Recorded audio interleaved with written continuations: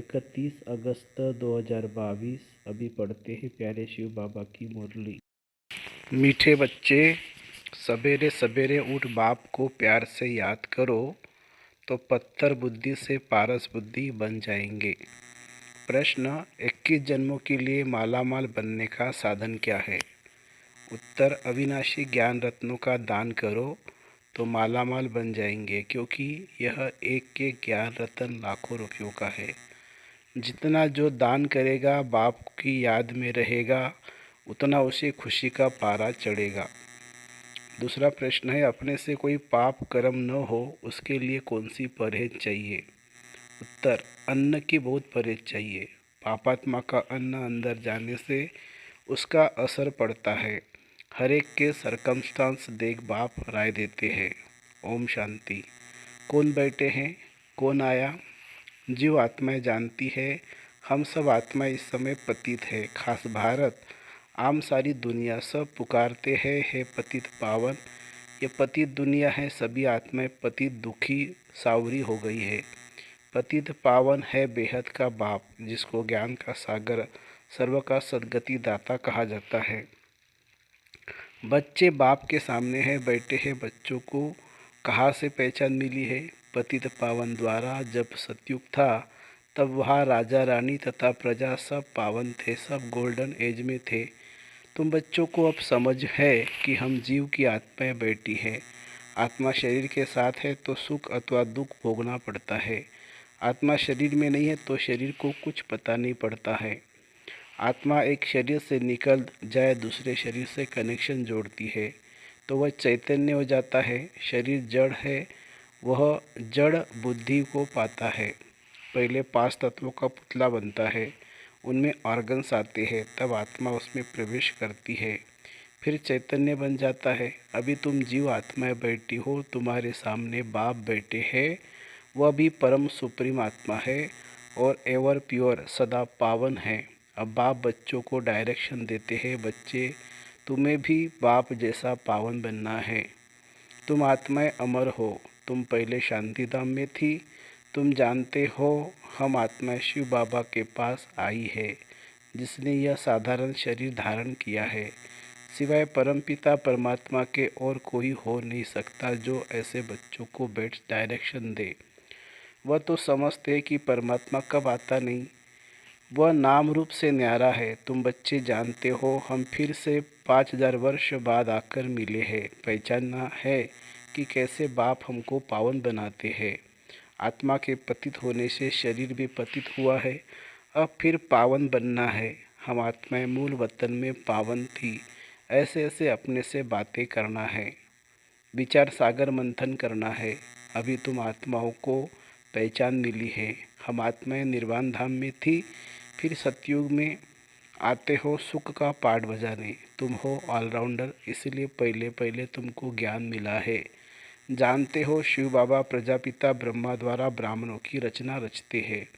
बाबा कहते हैं तुम जीव आत्माओं को शूद्र वर्ण से ब्राह्मण वर्ण में लाया है। शूद्र से अब तुम ब्राह्मण ब्रह्मा मुखवंशावली बने हो। क्यों? वर्षा लेने। ब्रह्मा मुखवंशावली सिर्फ संगम पर ही बनते हैं, तुम्हारे लिए ही संगम है।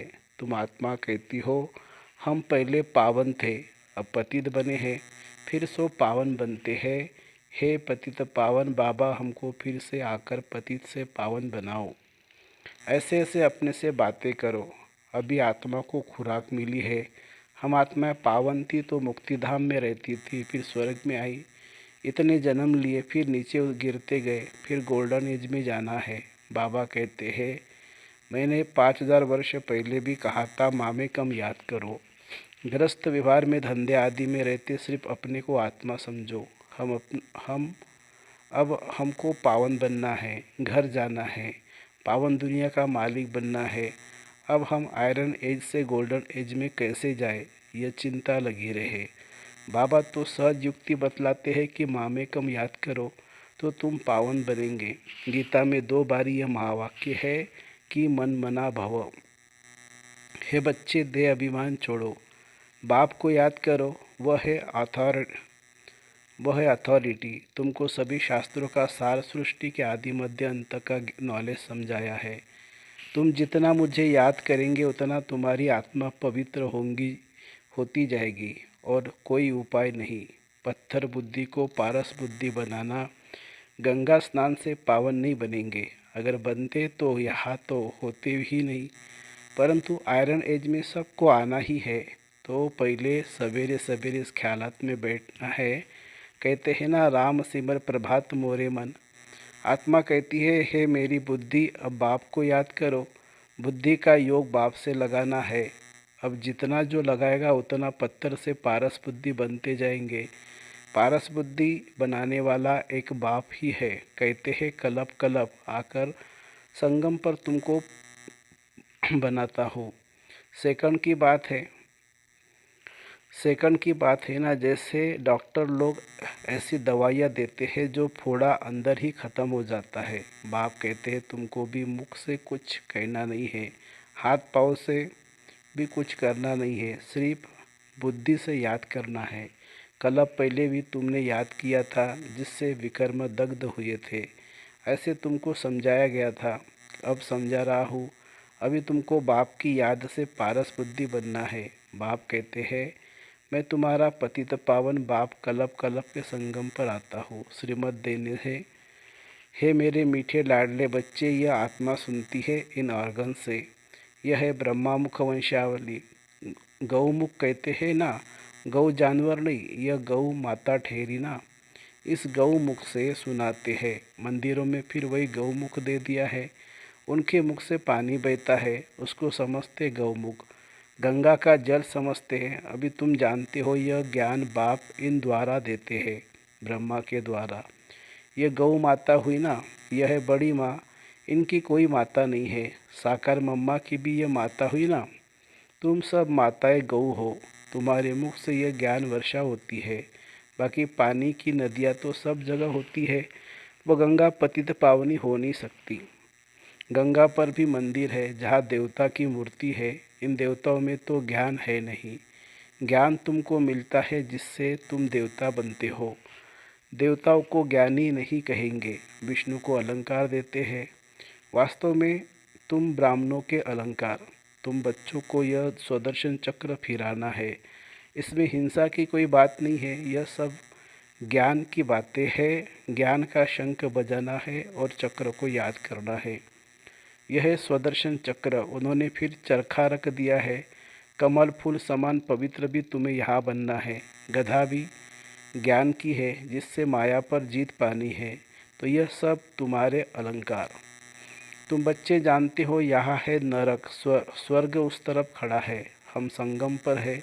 एक तरफ मैला पानी, दूसरे तरफ अच्छा पानी, उसका संगम होता है। जो देखते हैं, यह है ज्ञान सागर परमपिता परमात्मा, और तुम मैली नदियाँ हो। बाप बेट आप समान पवित्र बनाते हैं। बाप को याद करो और स्वदर्शन चक्र फिराओ। इसमें कृपा आदि की कोई बात नहीं। टीचर को कभी कहेंगे क्या कि मास्टर जी कृपा करो तो हम उच्च पद पाएंगे। टीचर कहेंगे पढ़ो। बाप तो कहते हैं, मैं तो सबको एक जैसा पढ़ाता हूँ। तुम कहते हो पतित पावन आओ, आकर हमको पावन बनाओ। तुम इस ड्रामा के एक्टर को और ड्रामा के आदि मध्य अंत को क्रिएटर डायरेक्टर का पता नहीं है। तुम तो पत्थर बुद्धि हो। अभी तुम बच्चे बाप को जानने से पारस बुद्धि बन जाते हो। बाप कहते, सवेरे सिर्फ आधा पौना घंटा बैठ ये विचार सागर मंथन करो। पॉइंट्स तो तुमको बहुत सुनाते हैं। उन्होंने तो 18 अध्याय बेड बनाए हैं। भक्ति मार्ग में फिर ड्रामा अनुसार यह शास्त्र आदि होंगे। अब तुम बच्चों को पुरुषार्थ करना है। अमृत विलेउट अपने साथ बातें करनी है। अब हमको बाप को याद कर पावन बनना है। माला का दाना बनना है। बाबा की याद से पवित्र बनेंगे। जितना पवित्र बनते और बनाते जाएंगे, उतना खुशी का पारा चढ़ता जाएगा। यह अविनाशी ज्ञान रत्नों का दान औरों को देना है। साहूकार लोग दान पुण्य करते हैं ना, तुम हो अविनाशी ज्ञान रत्नों के दानी। एक एक रतन लाखों की वैल्यू का है। तुम जितना पवित्र बनते हो, 21 जन्मों के लिए मालामाल हो जाते हो। तुम जब पत्थर बुद्धि थे तो सुख शांति संपत्ति सब थी। अभी पत्थर बुद्धि से अब अभी पत्थर बुद्धि होने से सब खत्म हो गया। अब बाप कहते हैं अपने को आत्मा निश्चय कर सवेरे उठने का अभ्यास डालो। समय अच्छा है, अंधियारी रात में मनुष्य घोर पाप करते हैं। अभी तुमको पावन बनना है। तुम 100% निर्विकारी थे, अभी आत्मा में खाद पड़ी है, वह निकलेगी। योग भट्टी से, योग अग्नि से इस ज्ञान और योग की समझाने का इस ज्ञान और योग की ही समझाने का विनाश नहीं होता है। थोड़ा सुनने से प्रजा में आ जाएंगे।